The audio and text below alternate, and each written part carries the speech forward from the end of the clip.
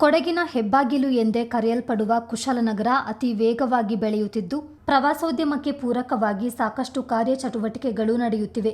ಪ್ರವಾಸಿಗರನ್ನು ಸೆಳೆಯಲು ಆಕರ್ಷಣೀಯವಾಗಿ ಯೋಜನೆಗಳನ್ನು ರೂಪಿಸಲಾಗುತ್ತಿದೆ. ನಿಸರ್ಗಧಾಮ ದುಬಾರೆ ಹಾರಂಗಿ ಡ್ಯಾಂ ವೀಕ್ಷಣೆಗೆ ಪ್ರವಾಸಿಗರ ದಂಡೆ ಹರಿದು ಬರುತ್ತದೆ.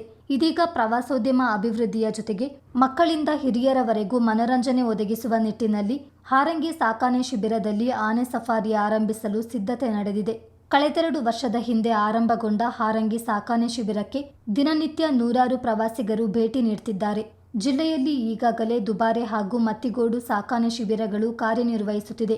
ಇದಕ್ಕೆ 2022ರಲ್ಲಿ ಹೊಸದಾಗಿ ಸೇರ್ಪಡೆಗೊಂಡ ಹಾರಂಗಿ ಸಾಕಾಣೆ ಶಿಬಿರದಲ್ಲಿ ಆನೆ ಸಫಾರಿ ಶೀಘ್ರದಲ್ಲೇ ಆರಂಭಗೊಳ್ಳಲಿದೆ ಎಂಬ ವಿಚಾರ ಸ್ಥಳೀಯರಲ್ಲಿ ಕುತೂಹಲ ಮೂಡಿಸಿದೆ.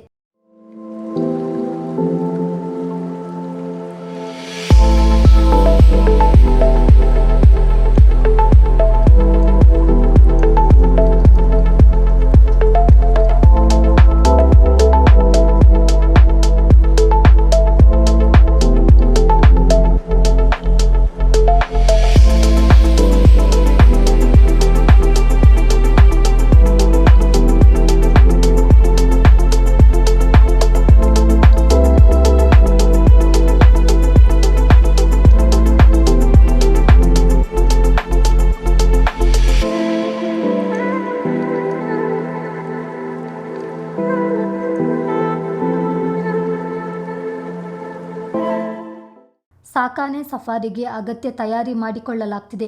ಸಾಕಾಣೆಯ ಮೇಲೆ ಹತ್ತಲು ಬೇಕಾಗುವ ಮೆಟ್ಟಿಲುಗಳ ವ್ಯವಸ್ಥೆ ಸೇರಿದಂತೆ ವಿವಿಧ ನಿರ್ಮಾಣ ಕಾರ್ಯ ಪ್ರಗತಿಯಲ್ಲಿದೆ. ಅರಣ್ಯ ಇಲಾಖೆಯಿಂದ ಕಾಮಗಾರಿ ನಡೆಯುತ್ತಿದೆ.